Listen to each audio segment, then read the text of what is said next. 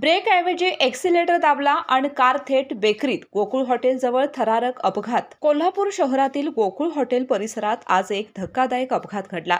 Dattaguru bakers या बेकरीमध्ये भरधाव चारचाकी कार थेट घुसल्याने परिसरात एकच खळबळ उडाली.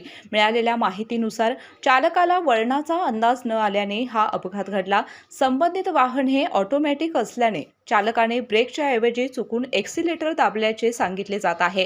त्यामुळे कारने वेग घेत थेट बेकरीमध्ये प्रवेश केला. या अपघातात 2 जण जखमी झाले असून बेकरीचे मोठे नुकसान झाले आहे. अपघातानंतर परिसरात काही काळ वाहतूक विस्कळीत झाली होती.